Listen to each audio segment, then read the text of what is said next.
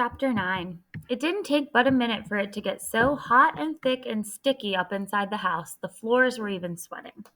Georgie kept pestering Mama for one of the bottles of water stacked across the table, but Mama said no, they was for later, for just in case. So we were all stuck sipping on boring faucet water and the sweet tea, but it didn't taste right without ice. Mama wasn't letting nobody open the fridge for nothing, 'cause we'd let out all the cold air. I guess we were saving that for just in case, too. The wind was banging the screen door like a drum while Daddy told us how he remembered having hurricane parties when he was a kid. The uneasy feeling up inside me was as constant as the sounds of slapping and creaking in the air. Georgie announced that Mama was fixing to bring out my birthday cake. Everybody gathered in the living room. Celie giggled and ran over to switch the lights off. The surprised look on her face when she remembered there wasn't no power made us all laugh. I set Cricket in her shoebox bed, and she went right to sleep. I stood with my hands folded behind my back, bouncing on my tippy toes. Mama came into the room carrying my cake. She looked extra pretty, smiling big behind the glow of my 10 birthday candles.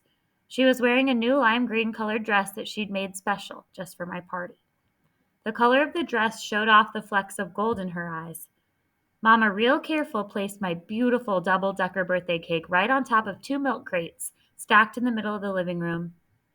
I don't much care for pink and other foo-foo colors, so Mama decorated my cake with buttermilk icing in every shade of blue under the sun. It was more beautiful than anything that had ever come out of my Mama's kitchen. I was glowing right along with all them candles. Happy birthday to you, happy birthday to you. I stood next to the flickering candlelight and looked at all the people I loved, even Georgie, singing loud and happy they could, for me. Keelan was walking in a slow circle, doing his best to sing the birthday song. Kayla was still eating jambalaya. Poor thing was trying her best, but the rice fell off her spoon every time she lifted it to her mouth. The sight of it made me giggle. Celie was sitting on Daddy's lap, swinging her legs to the beat of the song, the two of them grinning like possums. Out the big window behind them, the trees were even dancing to the rhythm of my birthday song. Miss rested her oversized backside on Uncle T-Bone's skinny knee. He sat in one of the metal folding chairs, just a flashing that silly gold tooth, trying to watch the presentation of my birthday cake over the top of his girlfriend's gigantic tangerine hat. Georgie stood as close as he could to Miss without actually touching her, his usual goofy grin still stretched across his face. Mama looked at me with eyes soft and sweet as butter and her cheeks full of rose color. She had her arms around Tay-Tay's shoulders. It might have been because of the way things looked in the warm candlelight, or maybe it was her happy shining through. Either way, Tay-Tay looked extra beautiful sitting there, wrapped in Mama's love. Cricket had tipped out of her box and was running full speed off in the corner, chasing her own fuzzy black tail. Even my sweet puppy was celebrating. Then I seen Mima. She was smiling from ear to ear, singing the birthday song louder than everyone, holding up the I love you sign. I smiled and gave her the sign back. My heart all but exploded with all the love I was feeling. The song ended.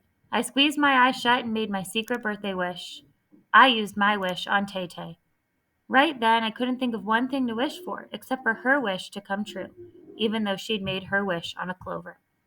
I opened my eyes and blew out my candles. At the exact same time, a loud toot came from over where Kayla was sitting. The room got quiet. Cricket stopped running in circles. The puppy tilted her head and made a tiny whine. Oops, Kayla said, and reached her hand back to grab her bottom. Georgie went into hysterics. Oh no, she didn't! He waved his hand in front of his nose like there was actually a bad smell. Kayla, say excuse me, Mama said. Excuse me, Kayla said, and kept on eating. Shush, Mima said, and stomped her foot. She finally found whatever station it was that she'd been looking for on the battery-operated radio, but the man's voice kept cutting in and out like he had the hiccups. Daddy got up from the table where he was staring at the tracking chart again. He went over and fiddled with the radio's antenna till the sound came in clear. Mima planted herself back in her chair. Me and Celie were playing a clapping game. Tay-Tay hummed along, smiling big with her mouth full of my birthday cake. Hey, Uncle T-Bone said, holding his cell phone and nodding in Daddy's direction. Alvin just called. Says he just found out about the storm. My uncle rolled his eyes and glanced at Tay. He's been drinking, there ain't no doubt about that, George. Says he's on his way over to pick up his daughter. Daddy shook his head and rubbed the back of his neck. All right. He looked over at Georgie. Son, why don't you and T-Bone come help me wash this pot outside before the weather gets any worse? Georgie jumped up. Sure, Daddy. A quiet fell over the room, like we were all just sitting there while the seconds ticked by, waiting for him to come. Mama and Mima stared at the radio, listening. I had never noticed till that minute how much they looked alike. They had the same curve to their noses, the same high cheeks, and the same exact worried eyebrows. Eyebrows that looked like frowns hanging over their eyes. But it was Mama's hand that caught my attention. Her hand was rubbing on Mima's shoulder, and I could see Mama giving little squeezes. Every time lightning flashed and it lit up the room, or a clap of thunder rumbled somewhere off in the distance, Mama'd give a shoulder squeeze, and Mima'd let out a heavy sigh and reach up to pat the back of Mama's hand. This went on for a good while. Then Mima grunted, trying to stand up quick, and said to Mama, I'll go fill the tub. I was fixing to ask her why when the front door flew open and the wind blew in Tay-Tay's dad. The door went to smacking up against the side of the house. Celie ran over and tried to pull it shut, but the wind was blowing too hard. I slid past him and went to help her. Tay-Tay's dad brought the stormy weather with him. Shadows filled the living room, and it turned 3 shades darker inside and out. The temperature inside the house felt like it went up by 50 degrees on account of the heat pouring off my cousin's dad. Mima came back in the room.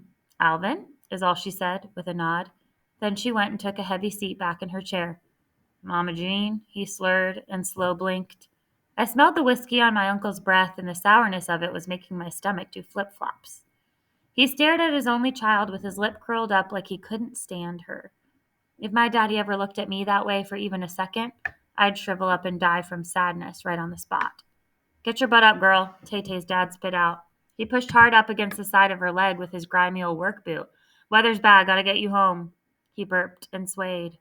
Anger started rising up inside me, a heavy burning that started in the bottom of my belly.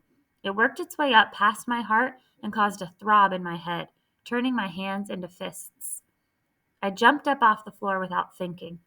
Cricket ran and hid up behind Mima's feet and started a low puppy growl. The man was drunk, mean, and huge, but I wasn't going to sit there and watch him bully my Tay-Tay no more. Celie, honey, Mama said, all calm but in a hurry, go get your daddy. Yes, ma'am. Celie ran like a scuttlebug. It's all right, Auntie Catherine, Tay-Tay said to Mama in a voice I hardly recognized. Tay-Tay set her plate of cake on the floor in front of her and started to get up. She was almost standing when her dad pushed again with his foot and knocked her off balance. She fell forward and her hand came down, landing smack dab in the middle of her plate. Globs of thick, creamy blue buttermilk frosting flew up into the air and landed with a plop all over Mama's wood floor. I barely remember winding my arm up like one of them girls' softball pitchers and bringing my fist up as hard as I could, square into his big, hard, bloated belly. The man barely moved. A hot poof of sour air shot from his mouth. Hatred poured out of his eyes and straight into mine. A shiver ran through my hair. His giant hand flew up over his head. I squeezed my eyes closed and covered my head. What in blazes is going on here? Daddy's voice came rushing into the room. I opened one eye and seen Daddy holding tight to the man's raised arm. Daddy looked around the room. Mama was standing right close, clutching Kayla to her chest, rocking back and forth, with Celie hiding behind her. Mima was mumbling with her face buried in her hands. Daddy looked down at Tay-Tay and seen her crying with blue frosting everywhere. Stupid girl made a mess on your floor, man, Tay-Tay's dad said. Daddy's eyes landed on Tay-Tay's dad. I took a step toward the stinking bully. Armani. Daddy held his arm straight out in my direction. Sir? I said, never taking my eyes off the man. Armani, Daddy said again, look at me. I turned my head toward Daddy, but kept my eyes locked on Tay-Tay's dad. He looked away with slow, bouncy, beady eyes. Daddy took a step to the left, blocking me from my enemy. That's enough, Armani. Tears puddled up, stinging my eyes. Mama helped my cousin to her feet. I'm so sorry, Auntie Catherine, Tay-Tay sniffled. Oh, sweetheart, it's not your fault, Mama said. Come on in the kitchen and let's clean you up. Mama put her arm around Tay-Tay and led her to the kitchen. My full-headed uncle grabbed Tay's arm. She can clean up at home, he slurred, his fingers digging into the softness of her arm. Mama kissed Tay-Tay on the cheek and walked away. I was mad all over again. How could Mama just leave Tay-Tay to fend for herself? Real calm-like, Daddy looked Tay-Tay's dad straight in the eye. I don't think this is necessary, Alvin.